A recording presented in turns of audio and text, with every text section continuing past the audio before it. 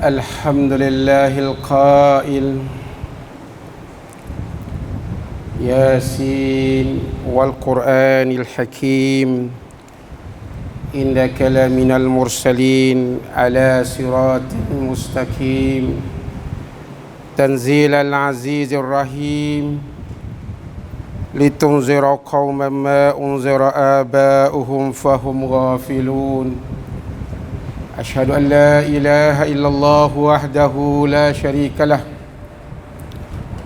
وأشهد أن محمدا عبده ورسوله اللهم صل وسلم وبارك على نبينا محمد وعلى آله وصحبه أما بعد فيا أيها المسلمون اتقوا الله حق تقاته ولا تموتن إلا وأنتم مسلمون.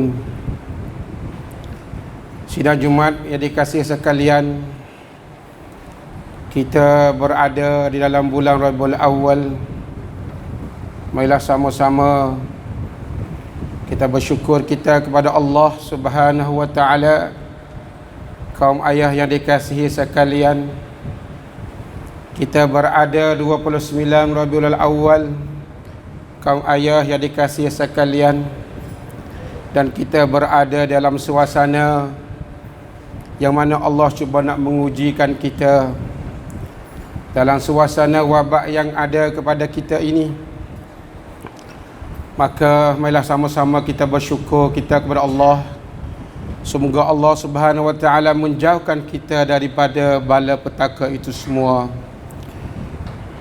Marilah sama-sama sebagaimana yang saya baca ayat itu tadi, sebagaimana ayat dalam surah Yasin, sebagaimana yang kita berada dalam bulan Rabiul Awal, bulan kerahilan Nabi Muhammad kita sallallahu alaihi wasallam. Maka bulan itu ada hubungan rapat sekali dengan bulan Rabiul Awal, ada hubungan rapat sekali dengan nuzulul Quran atau yang dikatakan bulan Al-Quranul Karim. Hubungan Rasulullah sallallahu alaihi wasallam dengan Al-Quranul Karim. Maka di dalam bulan Rabiul Awal ini banyak di kalangan kita cuba memperingatkan sejarah-sejarah Nabi Muhammad kita sallallahu alaihi wasallam. Banyak umat kita memperingatkan sejarah Rasulullah semenjak Nabi kita lahir sampai Nabi kita wafat. Maka kita berada 29 Rabiul Awal ini. Esok hari kita telah bulan Rabiul Awal telah meninggalkan kita.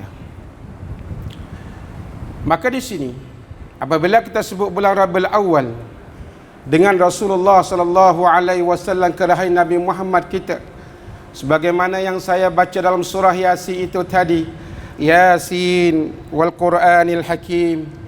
Yasin ini banyak ulama menterjemahkan serahlah kepada Allah Subhanahu wa taala. Ada yang mengatakan Yasin ini ialah para rasul.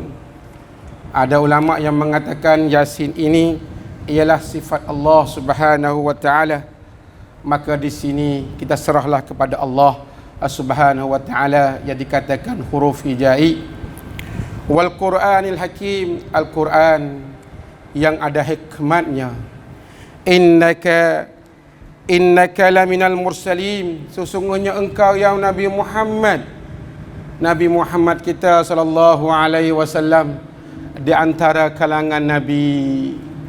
25 orang Nabi kita sebagai Rasul Nabi kita lah di kalangan Nabi-Nabi yang khatimul anbiya. Nabi kita itu apa dia? Ialah ala siratim mustaqim. Nabi kita nak bawa jalan yang molek buat kita, jalan-jalan yang lurus buat kita. Maka di antara bulan-bulan Rabiul Awal ini, Allah Subhanahu wa taala ataupun ulama mengatakan marilah sama-sama kita mengkaji Al-Quranul Karim. Marilah sama-sama kita mengkaji sejarah Rasulullah sallallahu alaihi wasallam. Bagaimanakah Nabi kita berjuang bagaimana Nabi kita membawakan kepada kita kepada jalan-jalan yang lurus. Kita cuba bayangkan sikit. Kalau Nabi kita tak mari, lagu mana kita? Nah, kita cuba gambarkan sikit buat kita. Nah, Tanzilal Azizir Rahim. Allah menurunkan Al-Quran itu. Aziz, Allah Maha Kuasa. Ar-Rahim, Allah Maha Kasihani kepada hamba-hambanya. Litunzira qauman ma unzira aba'uhum fahum ghafilun. Nabi kita sallallahu alaihi wasallam selalu memberi penerangan kepada ummah-ummah ketika itu, ummah-ummah jahiliyah pada ketika itu, supaya mereka memelukkan agama Islam. Maka di sini, sebagaimana saya cuba melihat dalam tafsir Al-Wasit yang dikarangkan Wahbah Az-Zuhaili, di antara ayat-ayat ini Nabi kita sallallahu alaihi wasallam asbabun nuzul ialah Nabi kita membaca surah Sajadah. Nabi kita membaca surah Sajadah dengan secara derah, suara yang lantang. Maka mari orang-orang yang tidak beriman kepada Nabi Muhammad sallallahu alaihi wasallam, dia mengatakan, apakah Nabi Muhammad kita baca ini? Daripada manakah ayat-ayat ini? Maka mereka itu orang-orang al-jahiliyah yang tidak beriman kepada Nabi Muhammad. Mereka cuba, seolah dalam bahasa kita agak nak dikatalah Nabi Muhammad kita sallallahu alaihi wasallam, seolah kata nak pergi marahnya kepada Nabi Muhammad sallallahu alaihi wasallam. Ada katanya ialah Abu Jahal bersama dengan mereka itu. Maka di antara mereka-mereka ini cuba nak mengkhianat Nabi Muhammad sallallahu alaihi wasallam dengan gangsternya, dengan fok naklengnya. Maka Allah Subhanahu wa taala menurunkan satu bala kepada mereka itu. Allah Subhanahu wa taala mengangkatkan tangan mereka itu, dibelangkukan tekak-tekak mereka itu, sehingga mereka itu mata tak nampak. Apa ni jadi? Dan adanya di kalangan orang-orang jahiliyah. Kita jangan kata Nabi Muhammad, kita suruh Nabi Muhammad berdoa kepada kita semoga Allah Subhanahu wa taala melepaskan kita daripada bala-bala Allah Subhanahu wa taala. Jadi Nabi kita alhamdulillah mengatakan berdoanya Nabi kita kepada Allah Subhanahu wa taala, sehingga Allah Subhanahu wa taala mengangkatkan daripada perkara-perkara tersebut kepada orang-orang jahiliyah. Dengan mata tak nampaknya, dengan jalan tak bolehnya, di hadapannya ada sekatannya, di belakangnya ada sekatannya. Kalau kita baca dalam surah Yasin, jelas buat kita. Maka di sini fahum ghafilun, mereka itu tak beriman lagi kepada Nabi Muhammad sallallahu alaihi wasallam. Mereka ghafilun, lalainya dengan Allah Subhanahu wa taala. Allah memberikan bala petaka begitu rupanya mereka tidak beriman kepada Nabi Muhammad sallallahu alaihi wasallam. Sehingga dalam tafsir itu mengatakan, aku nak percaya ke lagu mana Nabi Muhammad ni? Nabi Muhammad dulu orang-orang tak belajar, orang ummiyin, orang yang buta huruf. Siapa buat kita lah. Kalau saya mari khutbah, kalau saya tidak ada latar belakang pengajian, apa kita tak ambil saya duduk sini? Nah, ya kena ada pengajian mana, latar belakang mana. Begitu jugalah orang-orang kufar Quraisy. Mereka itu Nabi berdoa dengan bentuk macam tu dia tanya lagi, latar belakang Nabi Muhammad daripada mana apa kita. Nah, macam mana kita nak beriman orang ni kita tak kenal, sedangkan dia dalam masyarakat yang rendah. Kita nak beriman lagu mana kepada orang ni? Inilah sifat-sifat orang-orang kufar Quraisy. Sidang Jumaat dikasih sekalian, kita masa tak panjang dalam musim ini, dalam kaitan kita dalam bulan Rabiul Awal ini, saya cuba nak memberikan kepada kita. Marilah sama-sama kita cuba mengkaji salah seorang orang panggil, boleh dikatakan ulama serta pahlawan, Salahuddin Al-Ayyubi. Salahuddin Al-Ayyubi salah seorang raja Islam kita yang mana boleh menguasai Baitul Maqdis pada ketika itu.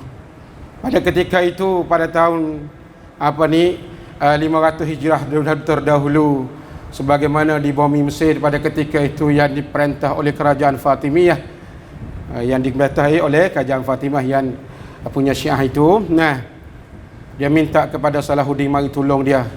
Kalau Salahuddin tak mari tolong, maka tentera-tentera Salibiyin, tentera-tentera Krusib Salib tu, orang Eropah, Hungari, Romania dan sebagainya tu, orang-orang itu nak serang kepada bumi Mesir.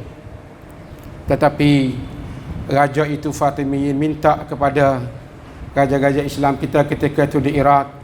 Maka dalam sejarah mengatakan dia menghantarkan Salahuddin pergi tolong di kerajaan Mesir pada ketika itu, yang dikatakan diperintah oleh kerajaan Fatimiyin yang bermazhab Syiah.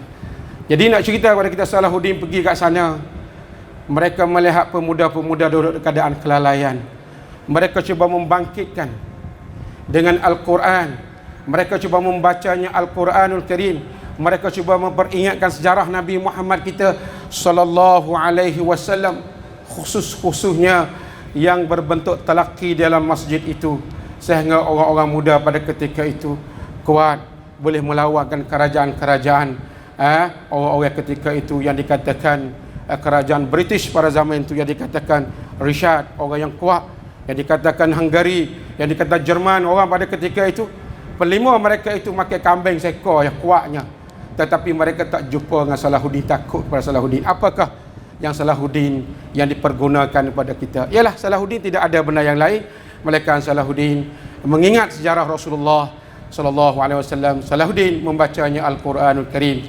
Barakallahu li wa lakum fil Quranil azim wa nafa'ani wa iyyakum bima fihi minal ayati wa zikril hakim wa taqabbala minni wa minkum tilawatah innahu huwas samiul alim.